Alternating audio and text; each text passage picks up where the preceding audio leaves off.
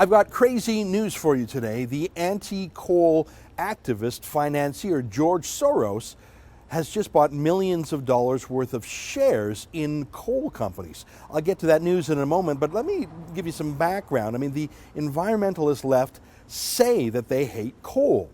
They campaign against coal. They demonize coal.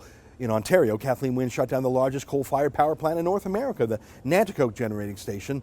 4,000 megawatts of energy. It was truly an industrial marvel. Just for comparison, the typical peak demand for power in Ontario is 22,000 megawatts. So this one amazing factory provided almost 20% of Ontario's power. And unlike solar power, it worked day and night, sunny or cloudy days. Unlike wind turbines, it works no matter if the wind was too fast or too slow, and it was clean. Nearly $1 billion was invested in making it environmentally friendly. There was no smoke that came out of that thing, and it was affordable. Only a fanatic would shut down that clean, affordable, reliable power plant and replace it with unreliable solar or wind. But Kathleen Wynne has drunk the Kool-Aid, which is why Ontario now pays the highest electricity rates in the continent.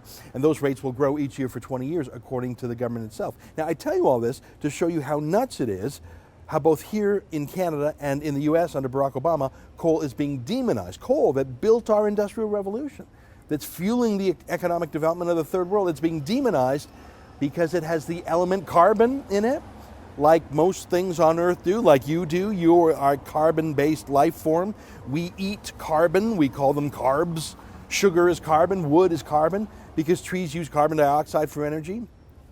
It's a weird anti-carbon cult, and it's being bankrolled by extreme left-wing activists and their front groups. And George Soros, the billionaire hedge fund manager, has financed this war on coal through various left-wing lobby groups like the Climate Policy Initiative. That radical group wants the entire world to give up fossil fuels, coal being enemy number one. Except, look at this. Here's news that George Soros himself, his hedge fund, this hedge fund billionaire, just bought an enormous stake in 2 U.S. coal companies. They're not even in China or someplace, they're right in the U.S.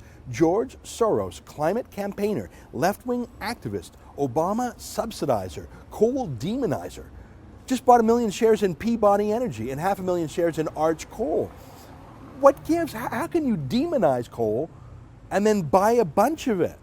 Well, see, that's why Soros is a billionaire and you and I aren't. If Soros had tried to buy Peabody Coal a few years ago, say when George W. Bush was president, those shares would have cost about $90 each. But after 6 years of Obama and environmentalist attacks on coal through the EPA, in the media, that company's stock has plunged to around $1 a share now.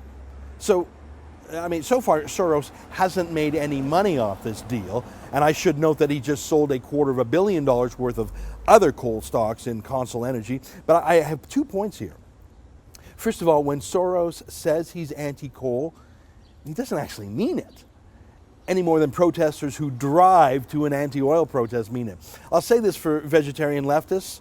When vegetarians show up at rallies for PETA, they're not eating beef jerky. At least vegetarians tend to live up to their creed while scolding others. I have never actually seen an anti-fossil fuel activist not using fossil fuels. It's just quite something to behold an anti-coal activist buying and selling millions or even hundreds of millions of dollars of coal company stocks while claiming to hate the stuff. That's just a whole other level. The second point ought to be obvious too. Soros makes money in different ways, but one is to buy low, sell high. He didn't buy Peabody stock at $90 at the top of the market. He bought it now at the bottom of the market. And his anti-coal activism helped drive the price down for him to buy it cheaply. Say, do you think there's a chance, maybe a teeny-weeny chance, that other left-wing activists who campaign against Canada's oil sands to drive down the value of those companies, do you think there's a tiny little itty-bitty chance that they're being bankrolled by foreigners who are not only energy hypocrites, but are like Soros? They're simply using environmentalists as a tool to drive down the prices of their competitors, either to simply hurt them in the market, or even to make them easier to buy up at salvage prices. Oh no, impossible, right? For the Rebel.media, I'm Ezra Levant.